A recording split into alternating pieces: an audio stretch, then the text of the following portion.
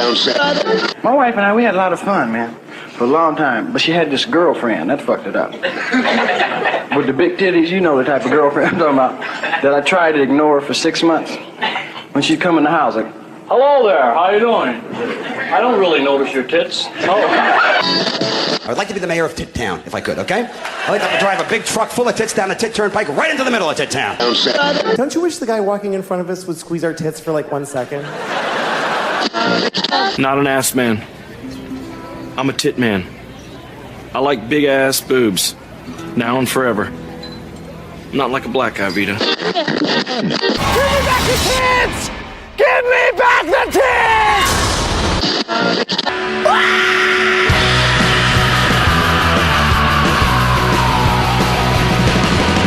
Motherfucker, don't see what I feel. All right, welcome to Last Night on Earth. My name is Lex Durgan. As always, I'm flanked by Matt Ralston. Like Brett Kavanaugh, Matt used to arrange drunken gang rape parties back in high school. I'm sorry, I meant Legend of Zelda, dudes-only gamer parties in the basement with trays of microwave pizza rolls. Avenatti isn't currently taking cases from that event. You know, man, I got to tell you, I've now done some serious research on this Julie Swetnick, the Avenatti woman who stepped forward today. Oh, the gang person. rape, the gang rape stories. I'm sorry, I haven't been following it. Yes, so she has tales of like. Here's the weirdest part of the story. I don't doubt that these like prep school kids, I guess it could be public school too kids, but had like drunken parties where they're spiking girls' drinks, and then girls were having sex while they were way intoxicated. Sounds awesome. Yeah, it sounds like sort of Americana to me. A little like I'm picturing in my head like I don't know, like 1982, but they still probably goes on. But I'm picturing like high school parties and someone spiking the punch or spiking drinks and girls being intoxicated, then like two football players like having sex with her. Not raping in the physical sense, but her being way too intoxicated. I can picture that easily happening. But here's the real issue. One is she said she didn't see him do it. He was just at the party. She claims that he was spiking the drinks, which is also possible. But the weirdest part of the story of this woman is that she says she went to these parties multiple times. Like she said she went to many of these parties and saw him there more than once. Like, how often do you keep going back to the gang rape parties? Like I think if as a teenage girl, the first gang rape story, I'm out. I'm not going back. I don't know how desperate they were in Gaithersburg, Maryland in the early 80s for parties. But like they were having gangbangs? She called them gang rape. This is the accuser. She called them gang rape parties, that she was gang raped. What she technically means is that the dudes were like... She had a threesome voluntarily? No, that the dudes were spiking the punch, giving the girls hard liquor. They were getting wasted. They were semi-conscious. And then like they were being taken to bedrooms where like multiple guys were having sex with them. I mean, I believe all of that. I do. I believe all that as well. I just don't... I've seen it in like 25 movies. It doesn't seem like anyone was being taken advantage of, though. Well, it's not. Let's say you wouldn't necessarily want like your babysitter to be involved in that kind of stuff, or someone you're working with, or something like that. But again, I kind of question, like, if she said this went on for like 2 years. These parties went on for like 2 years. Like, how often do you go back to the? Oh yeah, that's the party where the guys get the girls drunk and rape them. All right, let's go. Like, let me get my jacket. I mean, you see that, and I mean, I'm not really defending Kavanaugh, but you see that pattern a lot, where, like, say it's Reese Witherspoon or Amy Schumer. Well, Asia Argento. Yes. Who's the other actress I was thinking? Rose McGowan. Rose McGowan. Like, if you were actually raped by a dude, would you be cool with, like, posing in candid photos with them? No. I don't think I would. I mean, high school's a weird... I don't know what it's like to be a woman, though. I don't know what it's like to be a woman or to be a high school girl where there's, like, tons of teen social peer pressure, and you'd probably do shit you're not really proud of, and probably, like, date guys or have sex with guys maybe you don't want to because you want to be popular. Certainly guys had a lot of sex with girls they weren't very attracted to or didn't like that much. It's kind of a sexual experiment. It's a sexual experimentation hunting ground, basically, for both sexes, I think. A lot of weird shit goes on. But again, I mean, I find Kavanaugh to be really creepy. I think it's quite... I'm saying 99% he's largely innocent of anything truly offensive. But 1% chance there's like 15 dead hookers buried in his in his parents' backyard from when he strangled them to death. There's like a 1% chance he's a serial killer, rapist serial killer, and like a 98% chance he was just a drunk, obnoxious Catholic school kid. Well, who was at a party. any Brett Kavanaugh, like if you get that high up to where you're nominated, you're a fucking huge creep. If you're a shill for the Republican Party. Whatever it is, I mean, he's too clean, right? He's almost like minister clean. It's just like, it's weird how I finally seen him answer questions and do stuff, and he's like too clean. Yeah. I feel like some of the justices probably laugh about shit or do other shit. He just seems really oddly clean. And then to have stories about like his roommate saying like, no, he got wasted drunk all the time and like fucking flash his dick out the window or whatever. I totally see that happening. Because I knew kids like that who were like really repressed, like Catholic or especially. And when they got on their own, go to college or big parties, and they got some drinks in them, they got overly wild, right? Right. You know those guys, right? They got like overly weirdly sexual and overly shared too many secrets and fucking danced horribly and just screamed and yelled party a lot and stuff like that for some, like they'd just been let out of cages. It was kind of like the kids, especially in college, the kids who party a lot in high school were very mellow in college. And the kids who were like locked up in high school, went to like those prep schools or didn't have a lot of fun, just went fucking bananas. And could you imagine like when Watergate went down? That was before I was born, but could you imagine having like being the guy that has the alternative opinion of like, no, I think I see no problem here. In Watergate, you mean? Yeah. Well, I mean, Watergate, the crime, the break-in itself was guys were arrested. There was a criminal report. It actually happened. I'm not sure this stuff happened or how much was just drunken high school antics. So I really, just based on precedent for all men, I really don't want to see a guy taken down on this flimsy of accusations. I mean, so the news story today is that this Christine Blasey. Are you talking about Nixon or Kavanaugh? I'm talking about Kavanaugh now. I'm past Nixon. But this Christine Blasey Ford now says she has corroborated her story based on the fact that she told her story to 4 friends of hers. And the 4 friends said, yes, under sworn testimony, she told me the story of being assaulted by Kavanaugh in high school. I'm like, well, that's not corroboration, actually. That's just corroboration that she told you that it happened. Corroboration means you have independent evidence, you witnessed it, or you know that it happened. You're just saying that she told you that it happened. That's not corroboration. He may very well have done all this shit, and it's not actually a lot, by the way, considering if he was really rapey, there'd probably be like 20 women like Cosby coming forward. But I just hate to see a guy taken down for whatever reason on this flimsy It does seem assault. pretty dubious. Yeah. I mean, sure. This isn't Weinstein. This isn't something else. There aren't like real cases of stuff like he's not even admitting to the sex. And the whole virgin thing was very weird to me. Like I was a virgin. Like, well, yeah. I mean, so virgins kill a lot of people. Virgins do a lot of do the creepier shit. Like, have you seen the Catholic priest? Have you seen Catholic This priest? is really hard for me to have sympathy for the guy because I think he's a total piece of shit. No, I don't have sympathy for him at all. I think he's creepy. But again, as a precedent, I would hate to see like anytime a man is up for a job, that a woman from 35 years ago can claim he did shit at a high school party, and then he just loses his job. Well, yeah, I was looking at the headlines, and it was like he drank in high school. Yes. I'm like, yes.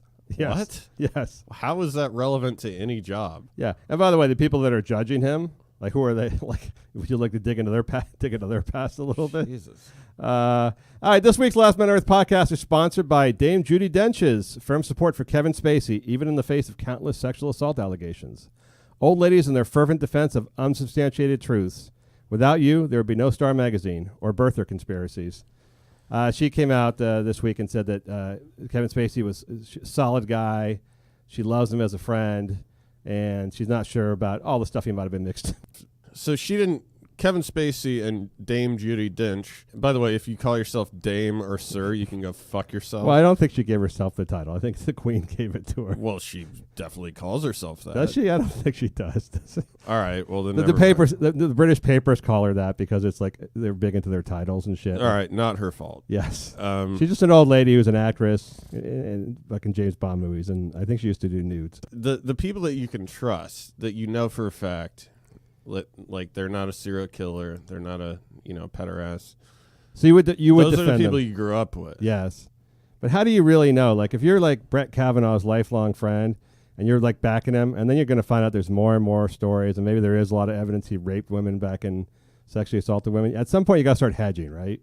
You got to start, like, because you've known the guy for 30 years, let's say. Well, no, but Kavanaugh's the type of guy that has no friends. He has no real friends. He claims he has a lot of friends. I'm sure he thinks that the people are his friends, but It's like the wife. Kavanaugh never fucking he never went hunting with the guy, and No. and then No, you're right. He's never done like the real guy bonding stuff. Yeah. So he just did like, sort of the fake school bonding stuff.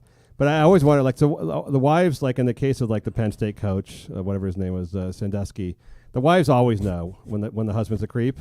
So when he gets like arrested for molesting kids, they're like, I had no idea what was going on, but they totally knew something was going on. Well, they know their entire life is bullshit. I mean, Kavanaugh and his wife, I guarantee you, only have missionary style sex.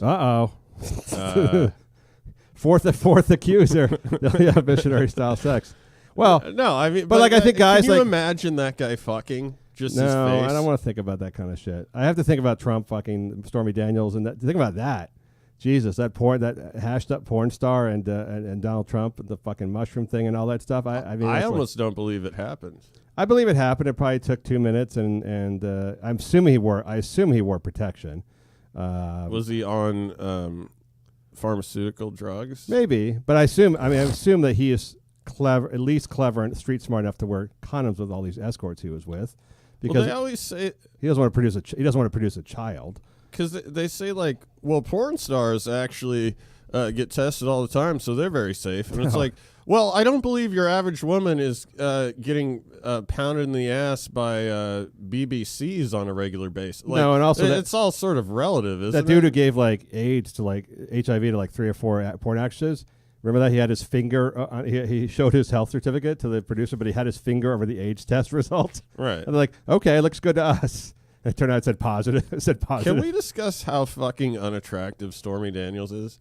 I don't think I would have sex with her if I was 16 and she just Yeah, but if you're Trump and you're 62 or however old he was, I can see that. What you watch, I mean, people get like, I think what these guys do, these rich guys, whether it be Kanye or Trump or anyone else, they see these women in porns and they become obsessed. Like, I have to have sex with her. It's like a primal thing. Like, but there are hot chicks that do porn. Really? Not that many. Have you seen Jenna Jameson recently? By the way, they certainly don't age well. Let's put it that way. Well, it's weird because like the chicks that become porn stars are not hot, but there's a lot of really hot. Well, there's women who are hot that they pay to do some kind of porn once in a while, and they get paid like a small fortune to do it. But I think the girls, I think you're fantasizing a little bit how good they look how they might look in person.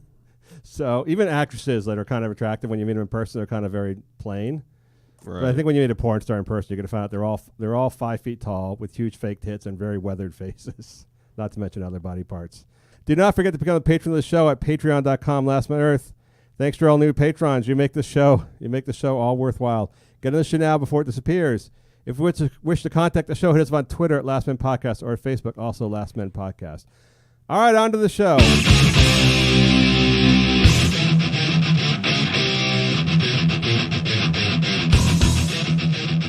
Matt, you're a big Pete Davidson fan, I can tell. Did you know who Pete Davidson was before SNL? Yeah, I watched SNL. Before SNL. His stand-up stuff? No. He was only like 19 or 20 years old. He was a young guy. But I think he was mostly known for the fact that he would say offensive shit like in his stand-up. Like very brazenly sexual and other stuff. It was very honest, I think, about himself. But it was like, pretty heavily R-rated stuff. I think he made a name for himself, if I'm not mistaken, because unfortunately his father was killed in the 9/11 attacks. Yes, correct. Yes. And he was from Staten Island. And that's a weird thing to sort of be known for. Yeah, as a comic, for sure. I mean, New York, I assume that must be fairly common, obviously, to meet people whose parents were killed in 9/11, considering almost 3,000 people were killed. Well, it can't be that common. But not for an entertainment. A lot more people were claimed by diabetes. Yes. In New York, it could be a number of things. But yeah, that's probably true. But he got an SNL, and now he's dating Ariana Grande, who I believe is like 2 feet tall. He might be 2 feet tall. And he's a pretty tall guy. Yeah, he's not a short dude. He's a weird looking fuck. He bleached his hair white for some reason, which makes him look even weirder than he was before. He looks like a vampire, like one of the background players in a vampire movie. He looks like he could be anywhere between 17 and 70 years old. Yes. Which is like, it's a weird. I think he was going for like that Kiefer Sutherland, what was that movie, the vampire movie was? Lost Boys. Lost Boys kind of look. Right. But Kiefer Sutherland has sort of a structured, chiseled face in a way.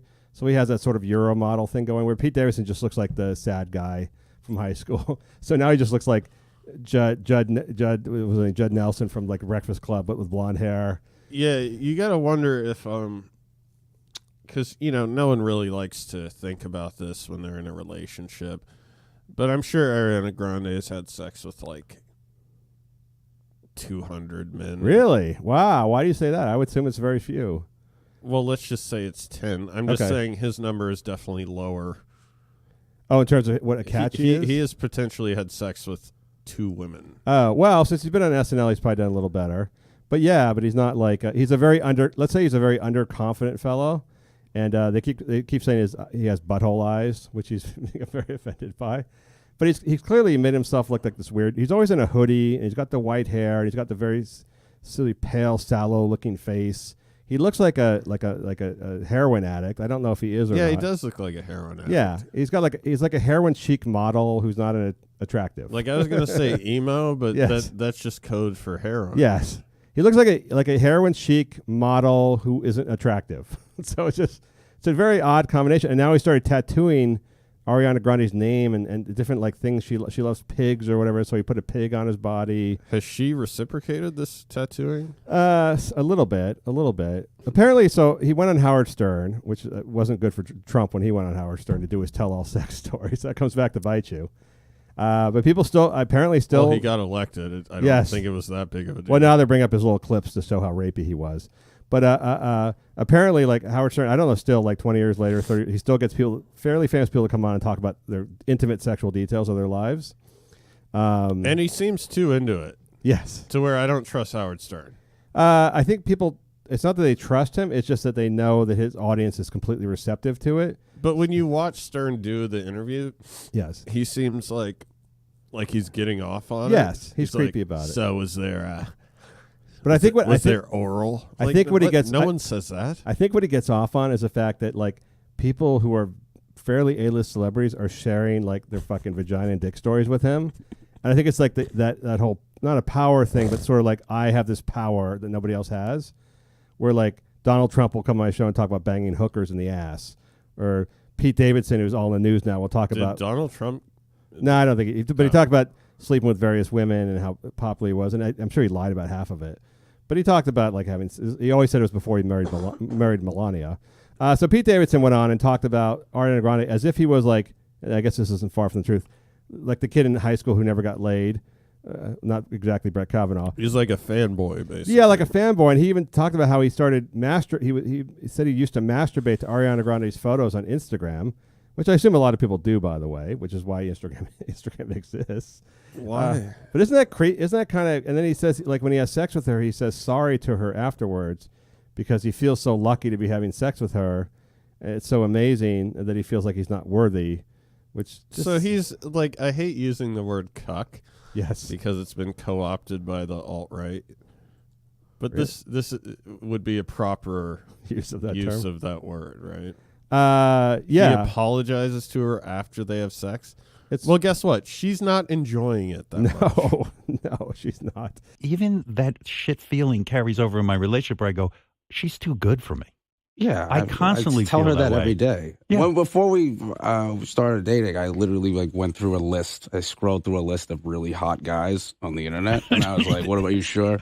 I was like, "Here's all of One Direction." And I was like, "You sure?" Any one of these This guy. I was like, "All right, okay, cool." If what's going through your mind is, I'm so sorry," while you're fucking, yeah, and just that's not good. Isn't telling. So I remember the first time this was Kanye West told Kim Kardashian, told everyone that he used to watch the Ray J sex tape with Kim Kardashian, and like while he was with his previous girlfriend Amber Rose, he used to watch the Kim Kardashian sex tape while he was having sex with Amber Rose, and that was like a sign of affection for how much he always liked Kim Kardashian. Like, That's beyond creepy. that's so fucking. Isn't that so fucking creepy? I don't know. Like, I'm not a woman, and times have changed a lot. But wouldn't it be weird to find out like a guy that you just like kind of met and had a little romance with early on used to masturbate to your photos or your videos all the time? Well, I was on Reddit a couple days ago, and I would assume they're teenage girls or younger women, but they were debating if it was, a violation if a guy masturbated to your like Facebook or Instagram photos. A guy you knew or just a stranger? You mean? A guy you knew. Yes, I think it totally is. It's creepy. So, I mean, obviously, if you'd never know. I mean, you would if you started dating the guy and he said, by the way, for a couple of years, I used to masturbate to your photos. Well, that's why you don't say that. No, of course you don't say that because it's creepy. It has a stalker. There's no way to get around the stalker aspect of that. But who are these guys? I mean, I guess everyone has different tastes.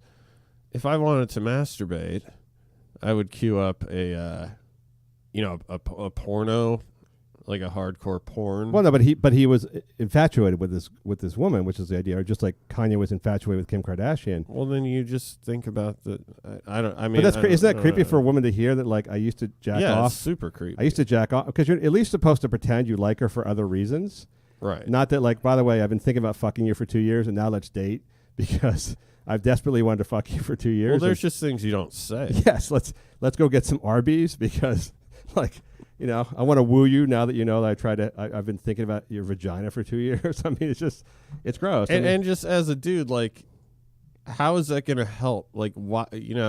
Now she's going to think you're weird. If you met a girl that you went to high school or I guess college with, like a few years later, and then you came back, whatever, you hit it off at some coffee shop, met her, and started dating, would you tell her, like, I used to look at your yearbook photo and beat off? Like, I've always thought you were so pretty. I used to beat off to your yearbook. I've learned that being honest is a horrible idea. No, there's no way you want to be honest. You don't want to be honest. I think that's a Pete Davidson thing, which is like, he's being so honest, he just looks worse and worse. And I assume at some point, like say in the next month, they're supposed to engage. She's going to dump him, right? Because you can't, even if she did like something about him, you can't possibly like a guy like that sad sack. It's just impossible. And she's going to dump him. He's going to be left with all these fucking tattoos, the fucking hoodies, and the fucking white hair, and the butthole eyes.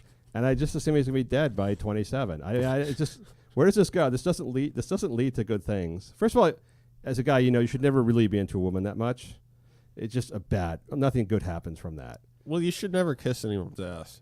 No, but you should never be obsessed with the girl you're dating or fucking. It never leads to good things. Well, even if you, I mean, I agree with you, but even if you are, yes, you don't say it on Howard Stern. No, I think his shtick now is like, I'm going to make myself look as like lame a guy as possible, and somehow that's going to play into whatever. I don't really. It never works out. No, it never ever works out. And next thing you know, she's sleeping with your friend. You're like actually doing real. I would like to find out if he's really doing heroin or not, because he looks so much like he's strung out. He looks like, if I was a drug dealer and I saw him walking by, I would say, "Dude, I got your stuff right here." Like, I would just. Well, wasn't there a thing that he had like Crohn's disease or something? Oh, really? And is that why he has like the backset eyes and shit like that? Yeah, but then apparently it came out like that's not a symptom of Crohn's disease. So like that? I'm very confused. By the way, I think he's pretty talented. I kind of like some of his stand-up. I think he's kind of funny, but he needs like a mentor. I feel like this is the kind of guy who needs an older mentor, a male mentor of some kind. I think so too. Get the shit out of the way.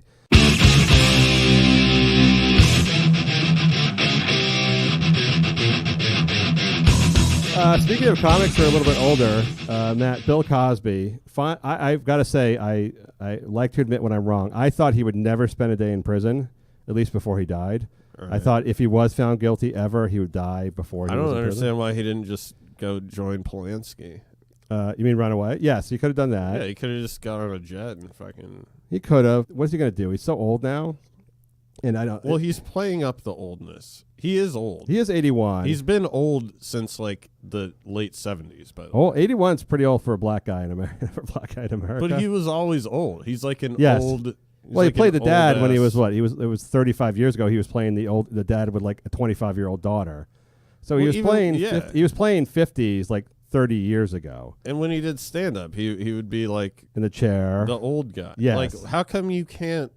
He was why an old do you soul. need to sit down? He was an old soul. Was that code for rapist? You got to counter that with like the comment. I've never met a guy like that in my life. No, I don't know. And the only guy that did that is a rapist. Is a rapist. Although I was reading a lot today, that a lot of black people were very upset that they feel like it was, that he was put in prison because he's black and there was racism involved, which I don't see at all in this case. First of all, he was allowed to rape for 50 years, so he had a 50. If anything, he got off easy. He got off easy. I don't think he got off because he was black, but I think the whole black discrimination thing doesn't apply to super rich celebrities. I'm pretty sure like Will Smith and Jay-Z and all the everyone else gets a lot of privilege. I'm not sure they're actually routinely thrown in prison for crimes they didn't commit. They may get pulled over in their cars. Well, yeah, but they're not like they also don't commit crimes. Well, Cosby did. I mean, I think no. I'm saying Will Smith. And no. But I'm saying if they did, it's not like they would be like black guy, Will Smith, black guy, get him in jail. Like he's beloved. These guys are beloved by America, white and black, and they're very rich and they have powerful people around them. Think of all the people over the last 50 years that knew exactly what Cosby was doing, including, I'm sure, studio executives and TV people. And his wife. And his wife. And the guy buying him the drugs. And the people at the hotel who were asking the girls to come back to his place and apparently cleaning up afterwards. A lot of people knew what was going on. And, he was black. Whether he was black or white, they covered up for him because he was a powerful, rich guy. So I don't see any racism in this. I would hope if a white man, let's just say Jack Nicholson, was serially Harvey Weinstein is a good example. And by the way, the point they make is Harvey Weinstein's not in prison, but his rape trials haven't started actually. And I think he will be going to prison. I don't know how much he was raping. Well, it's similar to Cosby. Here's the thing that bothered me about Cosby being taken away and put in prison and all the stories about it's a big victory for the Me Too and all the stuff like that. It is sort of like the Weinstein case in that he did drug these women and do weird shit with their earlobes and their toes and various cracks and crevices around their body. Very odd dude with a clear fetish for drugging women and having them lifeless on his bed while he ejaculated. You know what? You know anything about Spanish fly? No, tell me about it. Well, there's this girl, Crazy Mary. You put some in her drink, man. She... Yeah, Spanish. Oh, yeah, that's really groovy, man. Spanish fly is groovy, yeah, boy. From then on, man, anytime you see a girl, well, she has a Spanish fly, boy. Well, that's wrong. That's wrong. We can all agree with that. Absolutely wrong. Absolutely wrong. Not to, like, I want to go on record. That is fucking disgusting. It is. But do we need another word? Because when I hear rape, I think pinning a woman down. And do you think Brett Kavanaugh high school party? Where I thought, well, it was it's clearly sexual assault when not only are you having sex with a passed out woman, but you caused her to pass out. Now, a lot of these women, I think, knew they were drinking. But was he having... I thought he was just doing a lot of jizzing on feet. Yeah, they woke up with a lot of cum in their ear and their toes and stuff. So weird. Or their clothes were all off and put back on again. And just weird. He was a weird dude, which to me, he's got to be in jail. He deserves everything he's getting. Oh, yeah. No, for sure. But the footnote to this, or the note to this, is the fact of that just like Harvey Weinstein, and even maybe different because some people have actually accused Harvey Weinstein of like coming to their place unannounced and trying to throw them against the wall and have sex with them. These women all went to Cosby's place late at night in his hotel or his house on the promise of some sort of help, assistance, and or gifts. So again, that legally that doesn't change anything that happened to him, but that has been left out of every single story. At this point, we just leave it out of the news media leaves it out of every single story.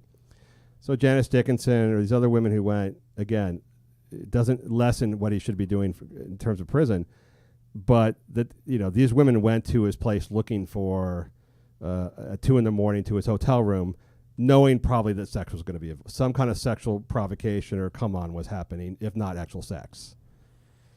Yeah, and I think it's worth mentioning as a footnote, at least a strong footnote to the Cosby story. Anytime you go up to a guy's hotel room, yes, you know that sex is on the table. Yeah, to be alone with a guy in his hotel room, especially, it seemed to be always like 2 a.m. when it was going on at the casino hotel or wherever. And the really creepy thing is, I don't think he drank. No, I don't think so either. So you're going up to sober with a cigar in his mouth and his bathrobe on. He was in a bathrobe all the time. Yeah, like that's just fucking bizarre. If you're let's say if you're certainly the models and actresses knew what was going on, because as Harvey Weinstein showed, this shit goes on all the time in Hollywood. The guy doesn't invite you to his hotel room to do business deals unless he wants to have sex with you, or he's going to ask you to watch him shower or masturbate in a plant. So there's a tit for tat about to happen. Well, and everyone knows that. I mean, that doesn't. I mean, you could be street savvy, but you're also not at that point assuming, hey, would you like a glass of wine? Sure. That you've crushed up in like a mocolete, a bunch of sleeping pills, and like stirred them up. Yeah, into your drink. In his special coffee, he made the special coffees with the Quaaludes and shit like that. No, I agree. You don't necessarily think you're going to be date raped or raped at all. I think you think he's going to try and stick his penis inside of you in exchange for whatever he's offering you in his hotel room. And I mean, I don't know. I've just excused myself for this idea. I'm not saying he shouldn't be in jail for 10 years or however long it's going to last, which I think will be about 90 days before they let him out quietly. But it deserves to be part of the story because it is what leads these women into these horrible situations, which is you should never go up to a man's hotel room at 2 o'clock in the morning ask him for a favor because you know what's about to ensue is going to be very uncomfortable. Yeah, and especially not a guy that already comes off as real creepy. Real creepy, and you probably even heard stories about him before from other women in the industry. So I just want to put that on the Wikipedia footnote somewhere. I'm not allowed on Wikipedia anymore. They've cut me. Wikipedia has cut me off. By the way, I'm a Wikipedia author. I took some time to become a Wikipedia author so I could fuck up Wikipedia pages because it's really fun. Nice. But what they've done is anybody in the news, they block their Wikipedia page from editing. So like anybody, like if it's Stormy Daniels or someone else, Brett Kavanaugh at the time, they just cut it off. So no one like me can ever write, even though I'm authorized to write on it. And the other thing they do is I didn't realize this. There's like guys who just track shit you're editing on Wikipedia. If they see you doing things that are like not up to Wikipedia snuff, they actually like put you on probation and shit. So I was like, yeah, there's like 75 million articles on Wikipedia. How the hell do you know that I'm editing 5 of them in an unsavory manner? So, and like, so I would go to like smaller ones, lesser known ones to put in like little things. And somehow people were still like going, this is not appropriate on Wikipedia. How the fuck are you tracking me? You were flagged. Yeah, I've seen Reddit's very similar, very similar in the same way. Also, by the way, I would like to point out that if you're going to be in jail for the end of your life, for the finale of your great life story, Andrea Constand is not the woman. It's sort of like Bill Clinton with Lewinsky. I always felt the most disappointed I was in Clinton was the fact that Lewinsky was his signature lady. Like, it should have been like Kennedy had Marilyn Monroe, right? And Bill Clinton had Monica Lewinsky. It was just always to me like that spoke to me more about Clinton in a bad way than anything else. Was that he went for the chubby intern and put a cigar inside of her. Well, how many hot people work at the White House? Under Trump, a lot of hot women. Oh, so, yeah. Yes, I believe that's the qualification to get a job there. What's her Hope Hicks? She's oh my God, she's pretty fucking. Yes, no, and not to mention the hooker escort who's the first lady. So there's a lot of good looking. If you notice, there's a lot of good looking blonde women suddenly around the White House. Yeah. So the guy who owns the Warriors, co-owner of the Warriors, Peter Guber, used to run Columbia Studios. And apparently he just hired like 30 hot blonde women into jobs when he got the job there as studio chief. And when he lost his job, he was fired after like 2 years. They just went around, the person who had a job to go around and fire all the hot blonde women because they were all his basically on his tip. So basically all these like made up positions he had made up for all these hot blonde women he could hire. They just went around, anyone who was hot and blonde, they just fired, just assuming they weren't really supposed to be there in the first place. But Andrea Constand, for the record, is not a very attractive lady. She's a very butch, WNBA-esque.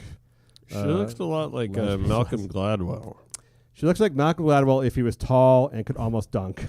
Like it's just seeing her there. Like you wonder like what drives a man to like risk it all for a woman, literally risk it all, his life and his liberty. And then you look at her, you're like, it's like with Clinton. It made no sense to me. Like, if you're going to go bang 1997, Angelina Jolie, maybe. But like Lewinsky with a cigar or Andrea Constand, like the basketball player like in your house with Sudafed. I don't get it. So off to jail with you, Cosby. I like by the way, I like the guy who's his assistant who has to stand up for him. The guy who walks him around now and also makes his public statements. That's a shitty fucking job. Well, I mean, Cosby's pretending like he's an invalid. Yes. But he's actually, I mean, he is old, and it seems like he has glaucoma of some sort. You want to do that test where you like put something in front of him and see if he reacts to it, like he can actually see? Yeah, like I'm pretty sure he can like function normally. Well, he is a 81-year-old son, a heavy-set black guy who smoked his entire life. I assume he's not in great health. I also assume the prison system will let him out very shortly because they don't want to pay to have an old dude. He's not going to rape anybody anymore. They don't want to pay to have an old guy who needs special coverage at the prison and is mostly in the hospital most of the time, hanging out at the prison. It's just a big expense. They don't need that shit. OJ, by the way, came out and said he should have only home arrest because he'll be a target in prison of revenge rapists. So there's if you want to think about Cosby being ass raped, there's something to think about.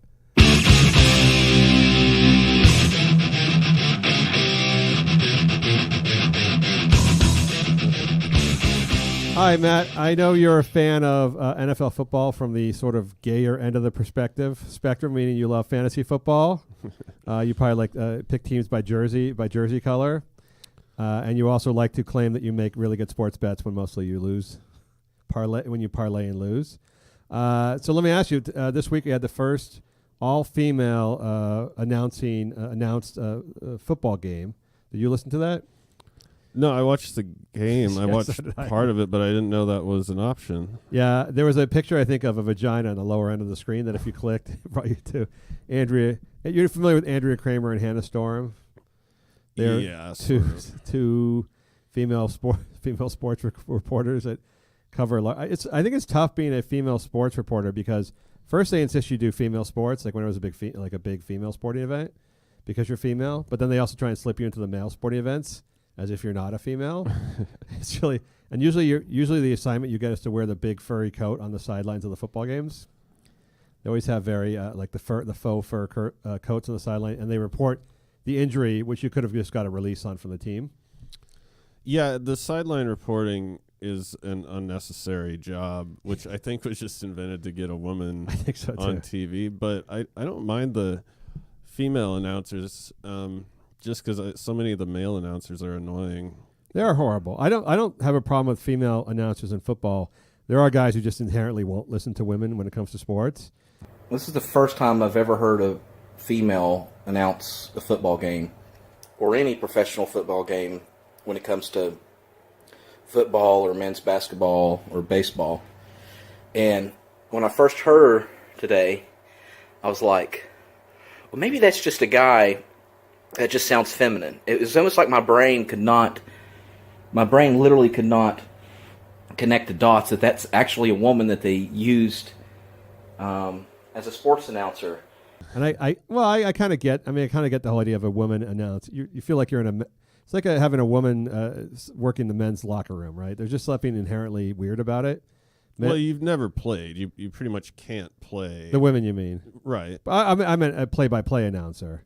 Yeah, I mean, there's plenty of play-by-play guys that haven't played either. I think most of them haven't. No, they play sports in high school or whatever, but they're just there because they're good at play-by-play. But this is the first time ever they had. So Andrea Kramer and Hannah Storm did the game together on an Amazon audio feed that went along with the game on Fox. I didn't quite understand it, but apparently Fox offered 3 options if you didn't want to listen to Joe Buck and who is it? Troy Aikman. And Troy Aikman. Which a lot of people don't like them, so they're thinking, okay, maybe I'll listen to an alternate channel. So you had the British option. You could hear British people announce the game. That's insane. That makes no sense. That makes no sense whatsoever. I mean, the NFL's trying to get in England, build their sporting. That's why they have this one stupid game there every year in London. Yeah. But I don't know why you would prefer to listen to a British. Even if you're British, wouldn't you rather listen to an American announcer do American football? Yeah, I mean, it might be kind of unintentionally funny because even like there's just not that many British people that can sound competent at talking about football. But even when they have American broadcasts for soccer, they still use British announcers because everyone just assumes British people know soccer better. Certainly for Premier League, you don't have American announcers. So, Matt, the second option was Spanish for our Spanish-speaking brethren, hermanos and hermanas. Makes sense. Yeah, to listen to Spanish. And the third was the all-female feed, which I don't know who that service is. Like, who picks, like, no, I don't want British. I don't speak Spanish. Oh, but 2 chicks. Yes, that seems like I want to hear the game through. I'm assuming the number was, I think you guessed the other day, 4 people maybe? Like Andrea Kramer's like family and Hannah Storm's family, perhaps? I can't imagine that many people going out of their way. I mean, it's already on TV, and you have Joe Buck and Aikman. I mean, if you speak Spanish, I understand that. Yes. But otherwise, why would you even bother? Well, some people like listening to what sometimes I'll turn off the games, like the TV playoff game. It used to be Tim McCarver in baseball and some other guys that really annoyed the hell out of me. So I turned the game on ESPN radio because they actually have like people that are just preferable announcers, I think, to the game. Right. I always think radio guys are better than TV guys anyhow. But yeah, here you're clearly not getting more NFL knowledge. So you'd only be listening for the novelty of ladies. And I don't think we've ever had a color. The play-by-play is one thing, but I don't think we've ever had a color analyst in sports, professional sports, that wasn't a former player, and sometimes like Gruden or somebody will do it. Somebody who has intimate, first-hand knowledge of the game of football. Obviously, Hannah Storm's never played football before, not at a competitive male level. Right. So, what could possibly be the advantage of having female announcers? How could she know as much as Tony Romo about football? Yeah, certainly about picking up patterns and safety coverage and things like that. She's not going to know. I've always thought that they should do more, experimenting with this kind of thing, though. Because if you think about it, like, I get why they used to have a play-by-play, obviously, for radio, and then TV, because it used to be hard to see what's going on. I mean, now...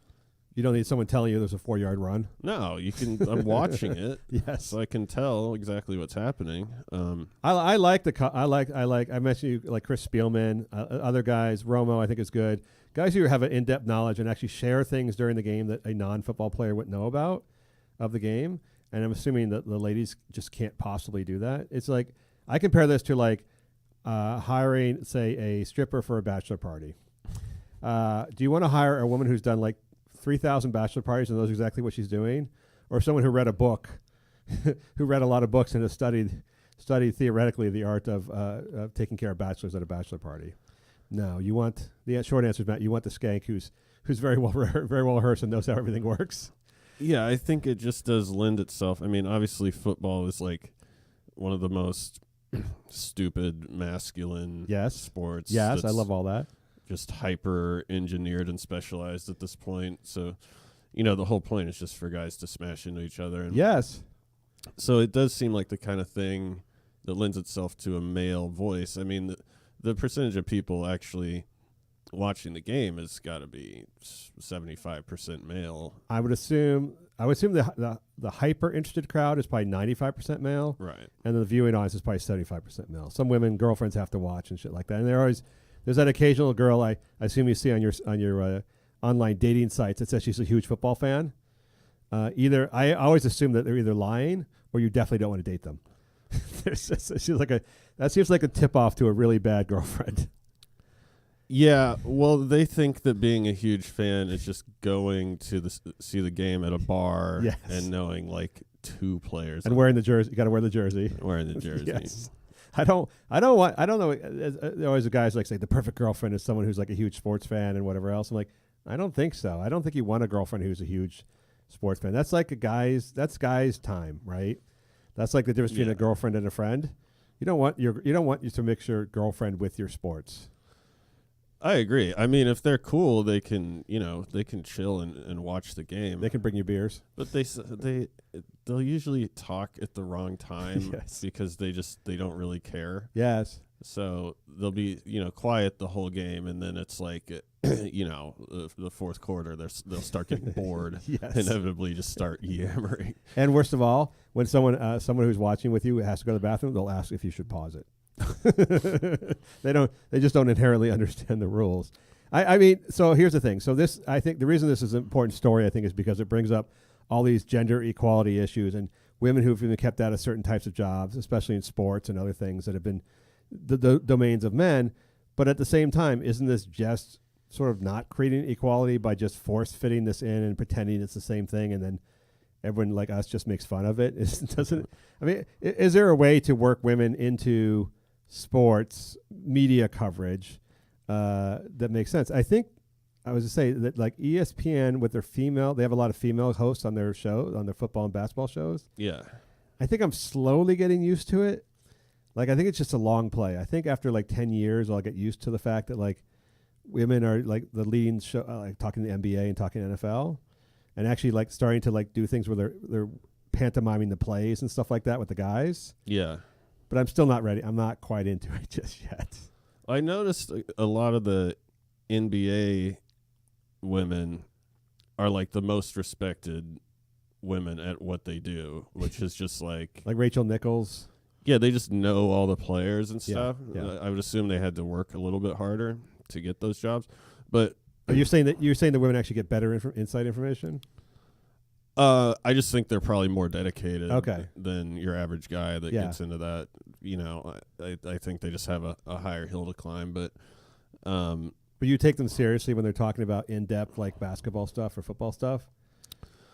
Well, usually it seems like the Rachel Nichols types are like talking about who is or isn't disgruntled and like the kinds of relationships on the team. I don't really hear her a different perspective. Yeah, I don't think there's a ton of like diagramming plays, although I'm sure that there's plenty of women that are capable of that.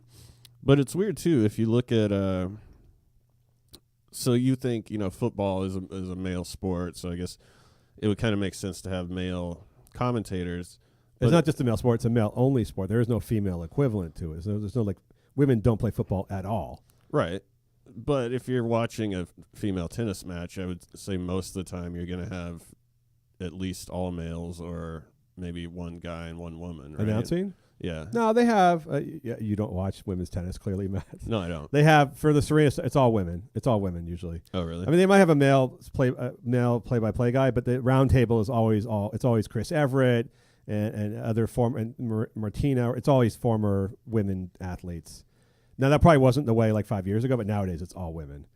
But I mean, basketball. I mean, you could have like Diana Taurasi, right? Probably talking about basketball somewhat authoritatively. But I don't know that Rachel Nichols is the same way in terms of the game sport itself. And then also there's that weird thing where they have to find semi-attractive looking women, but they can't be attractive women because then it's too obvious. Like they have to be women who kind of look good from like a distance, but they can't be model looking. Obviously, they can't have models because then everyone go, oh, obviously they just hired the hot chick. Right. So they hire the women that are sort of attractive, but not attractive enough. They're not hiring like ogres, right, to be on TV. So it's a weird. Whereas they have guys who look all sorts of ways. Yeah, I think that's right. I mean, they used to just hire the straight models. Yes, I think. And then who was a woman who got spied through the hole in the Erin Andrews? Erin Andrews. Yeah, she got $30 million from the hotel chain for that. She's still around. Yeah, but now then is she like an advocate for? If you're a female sports person, you have to become an advocate for all women. It's interesting too when you watch the NFL, and I don't watch it very much compared to most guys, but I never played football, and I understand the basics of it, obviously, but I like Romo does sometimes, but they don't really go into a lot of the strategy. Like, I don't understand what the defenses mean. Yes. And stuff like that. Like when they say cover 3, cover 5, too deep, all that stuff. Yeah, I don't know what that means. It's that, but I love. So I'll watch the post game show for the local team. Like I like to follow the 49ers, so I follow the 49ers, and they have like one of their ex cornerbacks breaking down the game, and I have no idea what the hell he's talking about. Right. Because he'll talk to another defensive back, like an interview. And he just does football talk, like serious football play talk, book talk, and I have no idea what they're talking about. Zoom 7, we should have run the Zoom 7 here. We were using the package 4. We doing the right, and I have no idea, but I love hearing it because it's just like guy talk. Well, I think with football, it's different. Like I think guys that are really into basketball and baseball and hockey, like they actually know all this stuff. How many people do you think know what the triangle offense is in basketball that watch basketball? 30%. Yeah, and it's been around. It was Phil Jackson. It's been around for 20 years in every NBA title game almost. Yeah, I mean it's also like not complicated. No, but they don't explain it like Right, they never broadcast. explain it. No. I think it's that thing of, them being the expert, and Yes. there's always that thing where people that know something don't want to tell everyone else. Because it's really simple and it'll make them look they lose their mistake. But in football, even the way they shoot it with the cameras, like you can't really see a lot of what's going on. It's all isolation on TV. It's Yes. a guy running and then he catches the ball or he does. Well, if you watch like the HBO shows or the the NFL those in-depth shows, they'll do the diagramming. Mm-hmm. I find that really interesting. They do the isolation, they do the diagram in defense. But yeah, I mean, I don't know how many people actually watch that watch the NFL in general.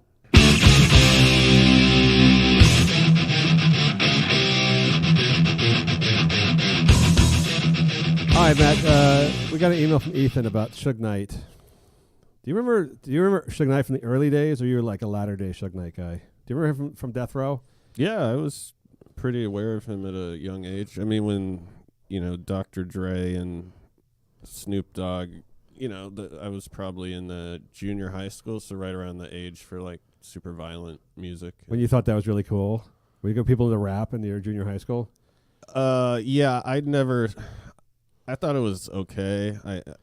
I was never like real into it because I always just thought it was weird that on Death Row, like every rapper was like a hardcore serial killer. Yes, like legitimately, like their character. Yeah, like it wasn't just their character; they actually were also killing people. Yeah, that was interesting. But yeah, Suge Knight. I mean, I remember him being around, and then you remember the story about Vanilla Ice? I mean, he was notorious from a young age. He dangled Vanilla Ice off the balcony, that was a great story. Which is hilarious. Yes, and then he got shot many times. Many times. And I assume he also, by the way, shot many people many times.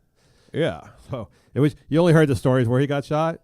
You never necessarily heard about all the people he was shooting, which I assume was equal to or more than he was being shot. Yeah, these weren't like random straight bullets. No. These were calculated attack. I mean, he probably killed Biggie, right? You have to watch all the Fox specials on that to see what it is. I mean, he was never arrested for that. Right. And the craziest part was too, he had his offices in I don't know, you weren't in LA yet, but he was in Beverly Hills. He was right at like San Vicente and Wilshire, where his offices were. So he actually moved his offices like right into like Whitey Town.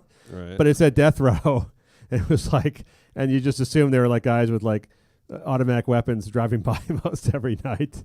It was like in a very nice part of Los Angeles. And that's almost the exact intersection where Biggie was killed. It was close. So he clearly, brought some of the hood into the. I think he did that. I think he did that intentionally, as far as I know. It was like it's just to say like we're making all the money. We're gonna be in Whitey Town, right? I bet you that really rubbed a lot of people the wrong way.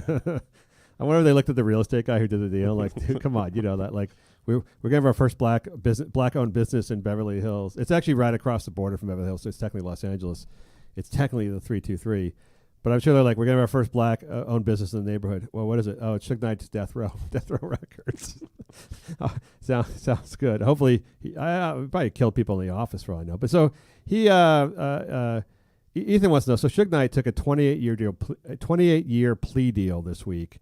To that murder that was caught on camera, where he basically ran into a guy with his car, then rolled over him backwards, I believe forward a couple more times. He kind of ground him into the dirt with his giant truck.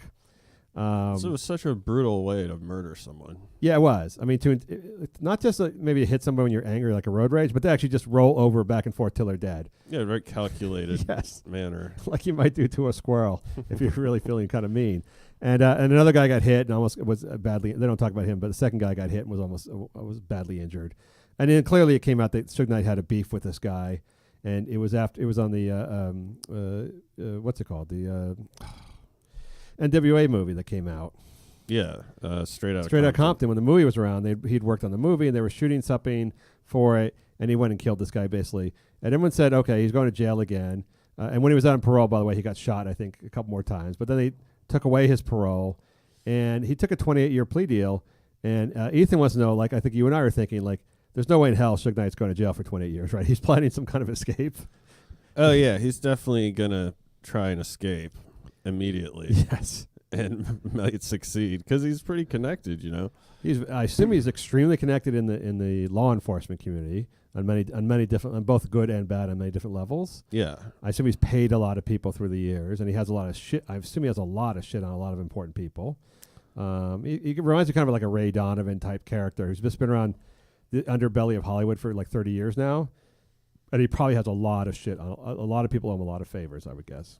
Yeah, and he has no conscience, and No. he, I mean, just imagine him as a cellmate. He's a frightening guy. He's scary. He's scary looking, and he does scary things. And you think a guy with like 12 bullet holes in his body, he was like smoking the cigar with the big giant muscles, it's scary. It would be a scary. I always wondered why he never rapped, because just to throw down a couple verses, Yeah. you didn't have to be like a lyrical expert or anything. No, for the gangster rap. Yeah. No, not at all.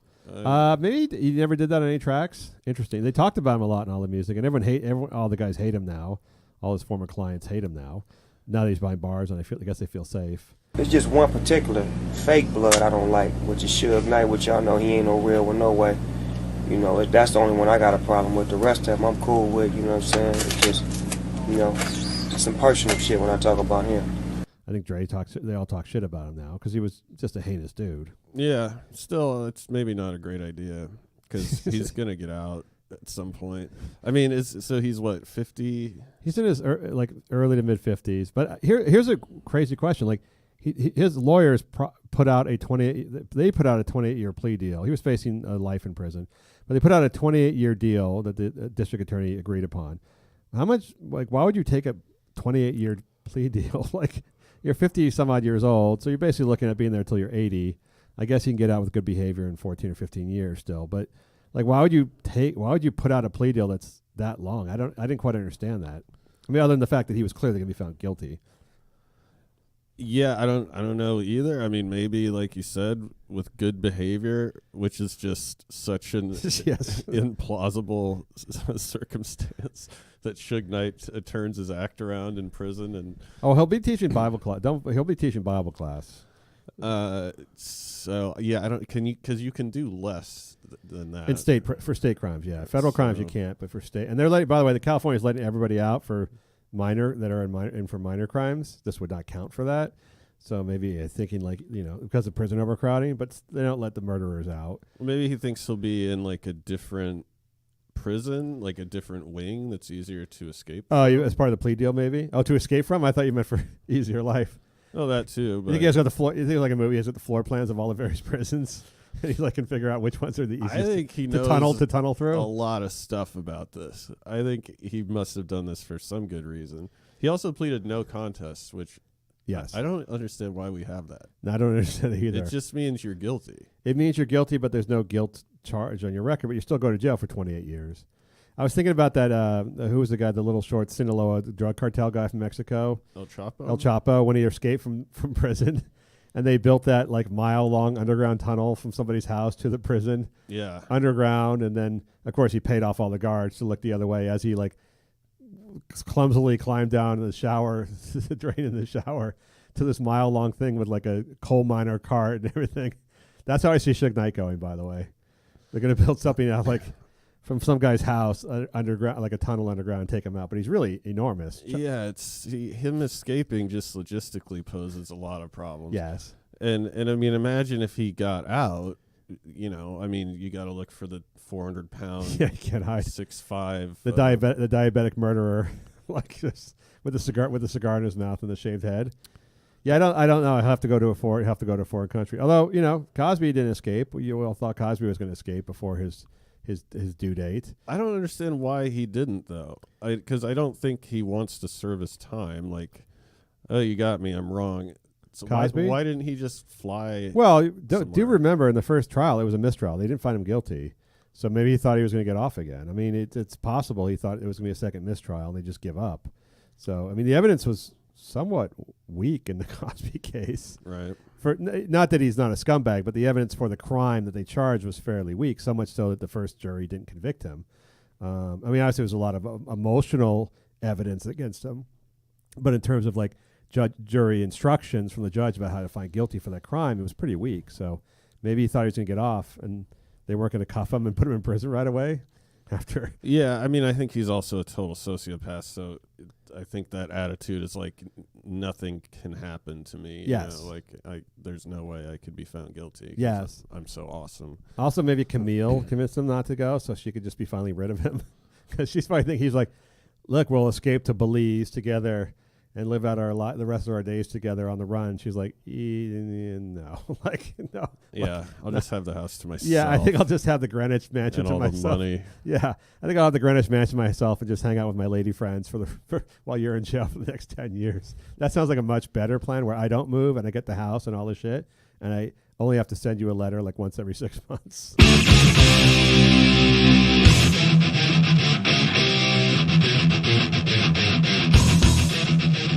All right, Matt. I want to talk about Eva Mendes, who I had to school you on who she was. I guess you're not of the right age. She was in the early 2000s. She was the hot Latina in every single movie and TV show. She was just incredibly hot and steamy Latina, sultry Latina, in her 20s. She's still a good-looking lady, but she's in her 40s now, and she's a couple kids into it.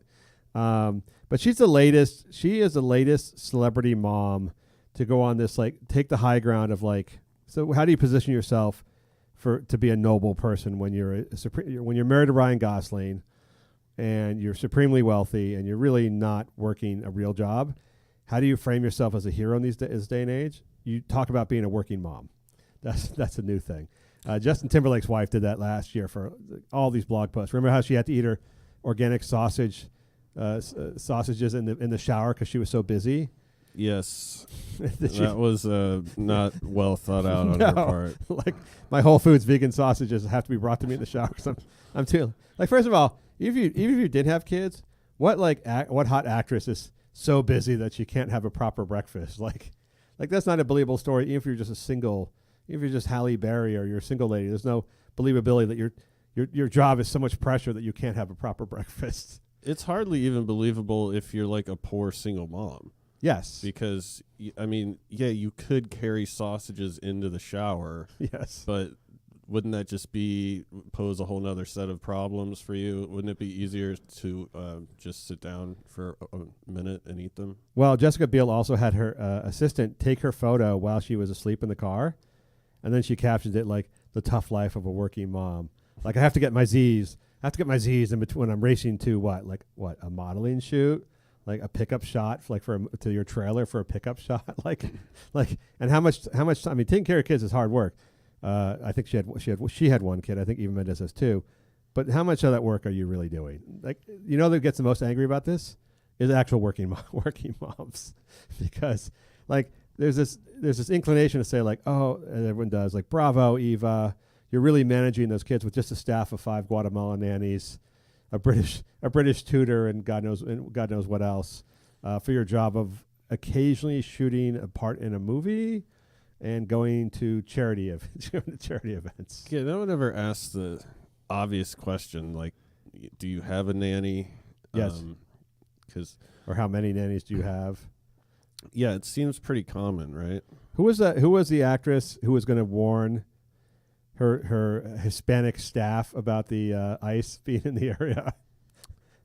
Yeah, it sounds familiar. Remember that was a few weeks ago. I already forgot who it was, but she went on social media to warn everybody in her area to drive home their domestic staff on their own, so they wouldn't be picked up by ICE. I mean, that's just lunacy. Yes, well, I mean, if you were not super rich and super privileged, it might make sense to, if you felt that way, to alert illegal immigrants that ICE was coming.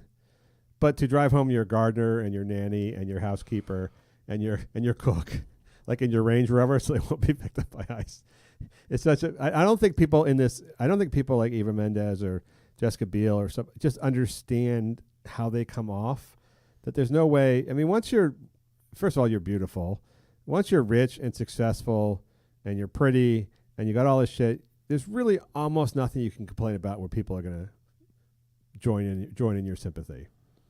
Yeah, and you're also picking something that's very ubiquitous to complain about. Yes. Because, obviously most women at a certain age have children, so it's like you're complaining about something that they know all too well. I mean, just be like me complaining about, not being able to find access to healthy food or something. Yes. Like just be like, you don't. How expensive healthy food is. Yeah. How much Whole Foods charges. That is It's like tough. you don't have that much responsibility. No. It's a play, and we're going to talk about Kavanaugh later. But I was thinking about this even in the sexual assault Kavanaugh in the Ford case. They were all country club kids, right? So they were like, like she was like, I was at the country club swimming, and then I went to this party and I got assaulted, and whether or not that happened or not, I was just thinking like, I wonder how many women like are going like, because women are very hard on each other. I wonder how many women are thinking like, oh, rich white girl from the country club going to like, parties in the mansion, whatever it is, I wonder how many women like just think like, not that she got what she deserved if she was assaulted, but like, that's just not I don't care as much because that's not the world I travel. That's not the world I just assume country club girls are doing drugs and getting loaded and getting assaulted by stupid, goofy guys. I don't know.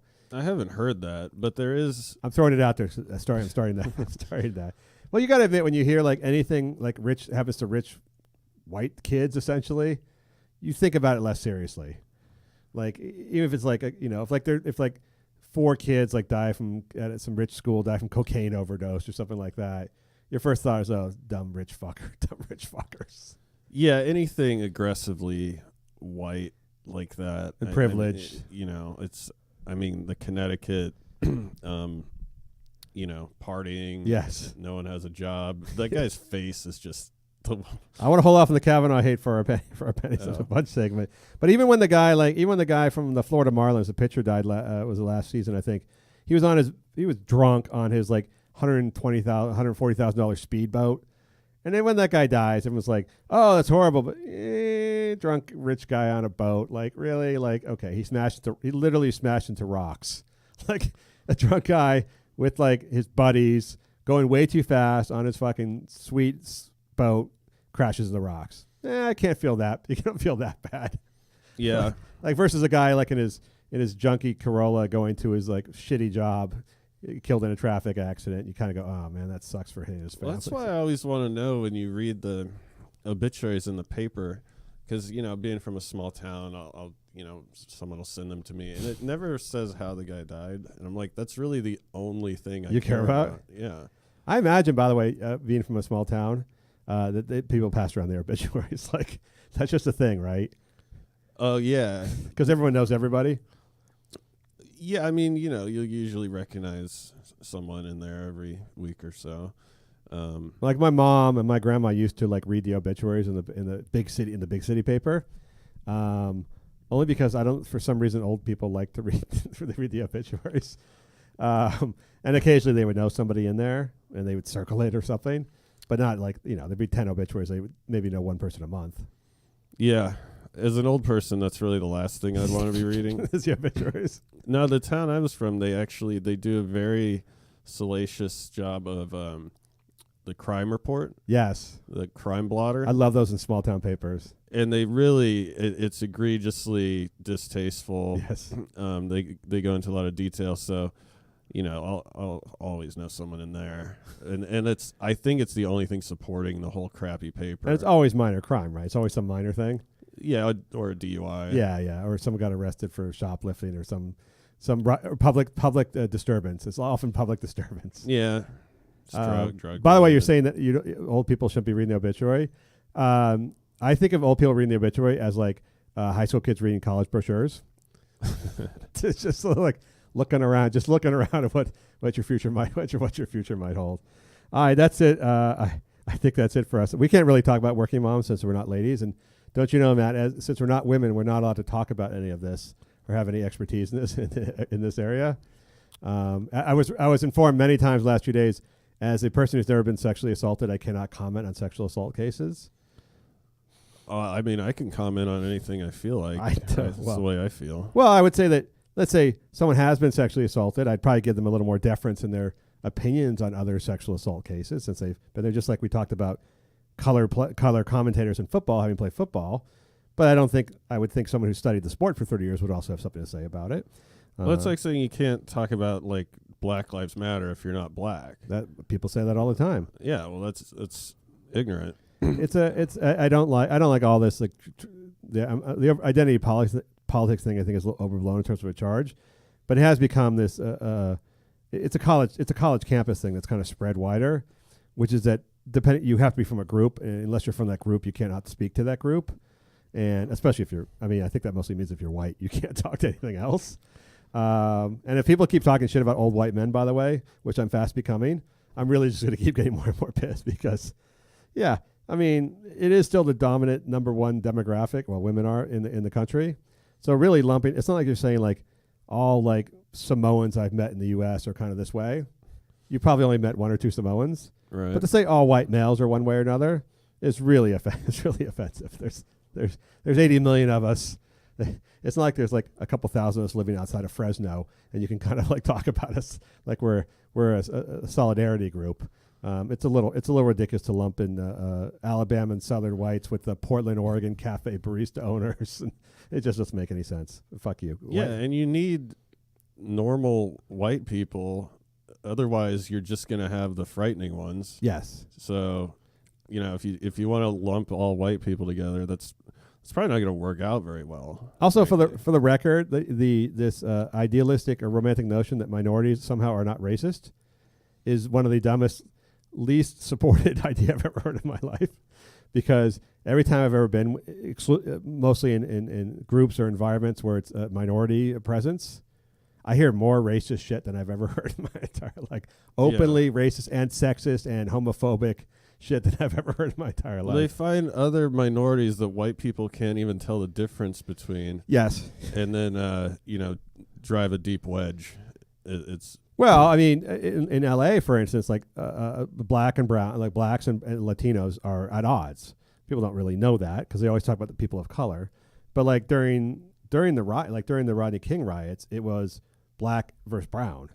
And then also Koreans, who they all hate because they operate mad at the Koreans because they all hate the Koreans because they operate the liquor stores that, by the way, obviously we all frequent. So I don't understand how you get mad at the liquor store and are like, "Damn you for running the liquor store! Hey, what's a 6-pack going for now?" Like you can't who destroys a liquor store as a sign of oppression? Like you don't have to go in there. And by the way, when we all go in there, we all want to be there.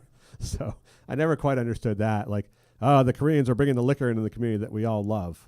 Like I guess the idea was they monopolized it or something. No, I think it was just a sign of like a non-black person running a drug an alcohol outlet in a bad part of town, where obviously the rates of liquor purchase are much higher than perhaps other places.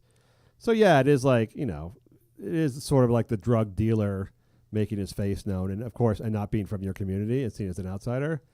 But by the same token, liquor's awesome, and like we all love it. So. I'm getting all my information from black gangster movies of the 90s. Yes. But the Koreans were very judgmental. Yes, of course. I don't know if that's true or not. No, well, I think they're immigrant families, and immigrant families tend to be very circumspect about who they're also racist. By the way, Asians are also huge racists. I think if Japanese have to go or Chinese have to go, it's the top racist in the world. There's actually reports on this, like international studies, of like who hates their non-group more than other places, right. And the Asian countries all come out on top. India, as for instance, comes out very near the top of being racist for non-Indian native-born people. It's just that we don't, because we're in the West and we all hate white people ourselves, as all the self-loathing. We don't understand that, like in Japan, they fucking hate white people. Yeah. They also hate black people too, and Chinese people, and the Koreans hate the Japanese. Going back thousands of years, not like recent shit. They, the Japanese actually during the war went and kidnapped all the Korean women to be prostitutes because they didn't want to have Japanese women being prostitutes because that was seen as demeaning to the Japanese women, but also because of this long understanding for years that Korean women were good in bed, would sexually satisfy men better than any other Asian country. So they actually went and like stole Korean women to be service their troops.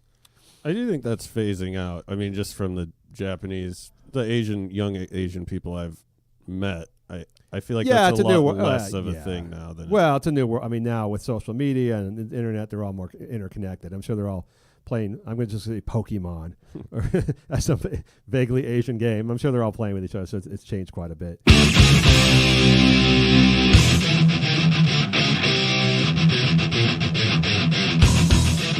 Matt, for our final question for Pennies a Bunch today. Have you ever seen an episode of The Handmaid's Tale? I feel like I've owned the burden in this group of having watched every episode of The Handmaid's Tale. No, I've meant to watch it, and frankly, I just haven't got around to Why would it. you? I don't understand. I mean, I know why I watch it. Why would you watch it? Unless a girlfriend made you watch it, why would you watch it? I think I had agreed to watch one episode so that I would, because it's all you talk about. Yes. So then I would have some frame of reference. But you didn't do that? No. That's okay. And you obviously didn't read the underlying novel by Margaret Atwood, the Canadian feminist male hater. So the show, for those who haven't seen it, is about a near future theocracy where basically Ted Cruz has taken over the country in a right wing theocratical coup, and installed like male chieftains, religious chieftains, and the women who are not of that sect are all put into either slave camps, killed, I guess, turned into servants, and because children are no longer being born in the country, it's very rare for the women all become infertile for some reason, and the theocrats blame it on God for the people being wicked. The women who were wicked before, who were deemed to be sluts, if they're fertile, are put into service as handmaids, meaning they become the baby makers in the society. So they are uniformly and roundly raped and demeaned and horribly treated, except when they're pregnant. They get nice things when they're pregnant, and then their babies are taken away from them as soon as they're born, so they can heal and be raped again. So this is based on like the United States? Yes, it's based on the theocracy about to take over the United States. And then, of course, all the theocrats are all hypocrites who are all sleeping with other prostitutes and have small weenies and are secretly submissive bottoms. I mean, just sounds really forced. I mean, yes. I don't. Not far from the truth, but it's kind of forced. Is it entertaining? No. I mean, it's entertaining in the sense that half the shows on TV now or movies are a dystopian future. It's always like, in the future when this has happened, and it's always some dystopian future. For some reason, that concept attracts a lot of people because you can create any universe you want without having to change the sets. You can still use real world sets because it's only supposed to be like 10 or 15 years in the future. Yeah. So you don't have to like create a CGI universe. You can just film it outside of Boston somewhere, which is where the show films. But it appeals to women because it's like every white privileged feminist woman's like fantasy, if you will, that this is the world they live in, only to a slightly heightened degree. That they're demeaned, they're essentially all sex is rape, they're used to make babies, they're kept down. These religious old white men are taking away their rights and privileges.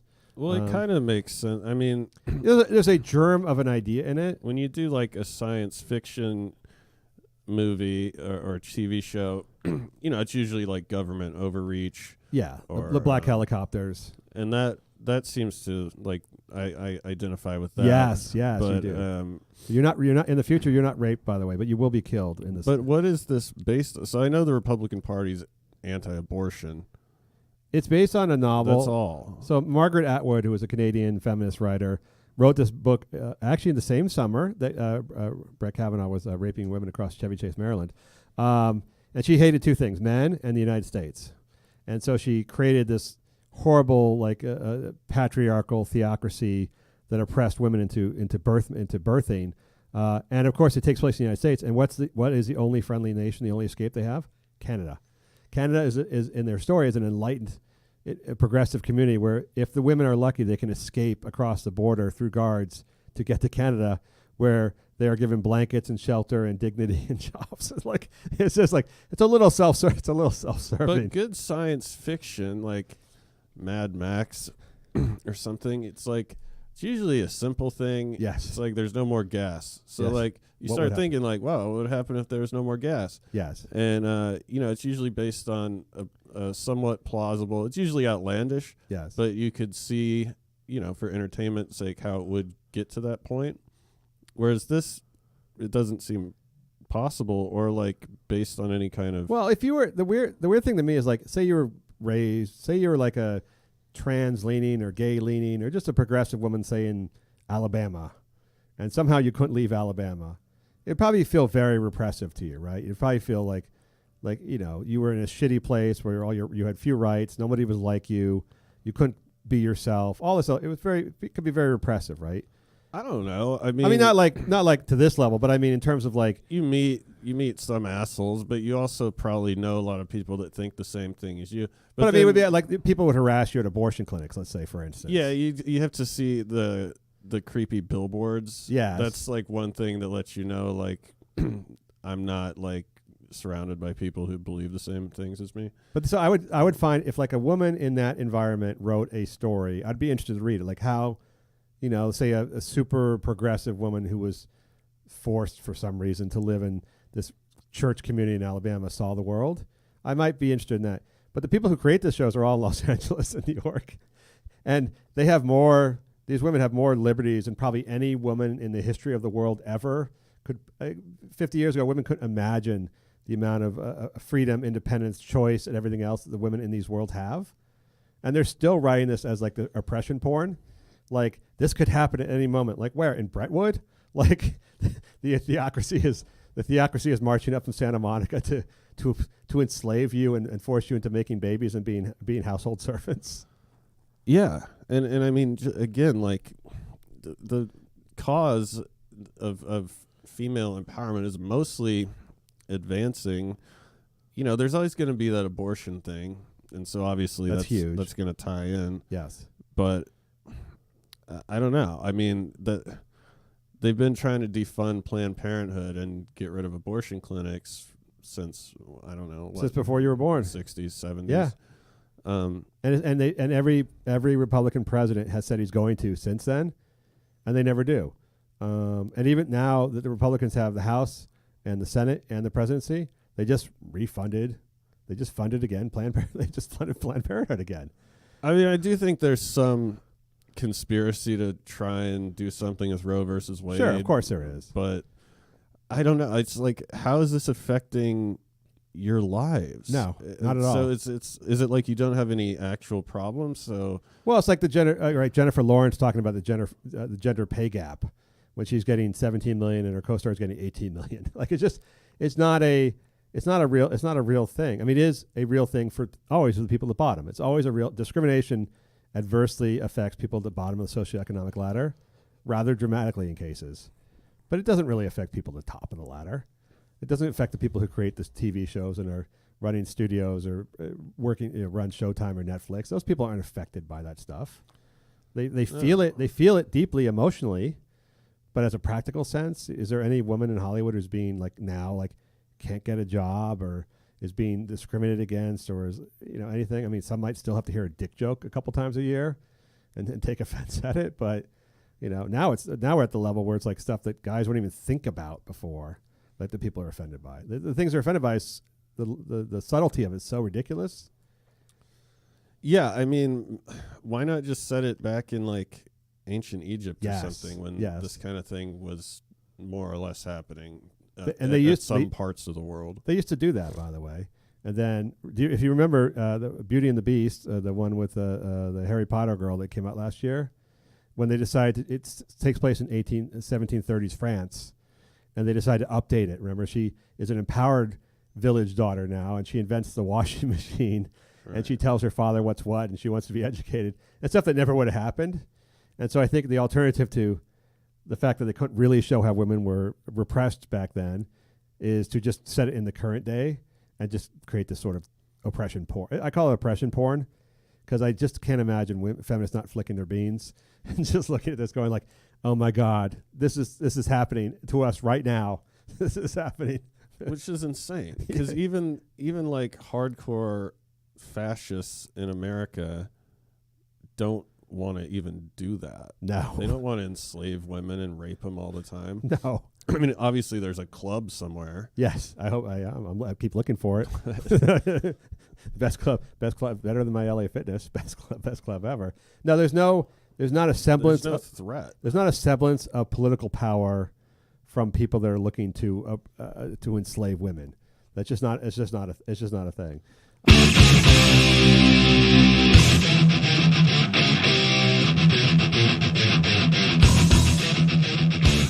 And our pennies to the bunch statement available only to our Patreon subscribers. You have to kick in a whole $1. I'll probably go 99 cents. I might lower it to 99 cents. I like how people like the gas stations is always 99 cents. I always fall for it. Yeah, so I always wonder like the 99 cent store does really well, but if it was called the dollar store, would it just sink? Would it just like it would just go out of business? Like I don't know. They have both. There's a dollar store, right? But you know, when you're working with those kind of margins, you might need that extra penny. I wonder if like I would like to see on the one corner a 99 cent store and the other corner a dollar store, and just like watch all the traffic go to the 99 cent store, and like the other people go like, I can't afford the dollar store, dude. It's just too much. I heard they got the same thing across the street for 99 cents. I'm going there. So go to Pennies, go to patreon.com/Last Man Earth, become a patron of the show, and you can hear our special Pennies at a Bunch segment. Matt, you have something to wish to pimp and promote on the show? You're feeling better? Yes. You made a good recovery since the beginning of the show. Yes, thank you. Sure. You know those $2.99 all you can eat sushi buffets are generally not good for you. That's just the one area you don't want to try and save money on is raw seafood. Yeah, no, definitely spend the money there. Yeah, like a 99 cent Junior Whopper probably won't kill you, but like the octopus from the cheap place, it might just get you. Yeah. I'm on Twitter at Matthew Ralston. I've been lazy recently, so I don't really have much to. What about so you've been teasing your secret announcement? Yeah, well, it keeps. Were you raped by Brett Kavanaugh in high school? That would be great. By the way, for the record, I was thinking about this last night. Remember how quickly it went away. The fact that Usher had both an obese woman and a guy suing him for giving him herpes, giving them herpes. Yeah, that was 1 year ago. Yeah, whatever happened with that? I don't know, but they went away fast. So I'm assuming, and it was Gloria Allred. So I'm assuming somebody got paid. But it was just it walked out like the clients who were suing him for herpes, and there was a couple people, but one was a clearly vastly morbidly obese woman, and one was a dude.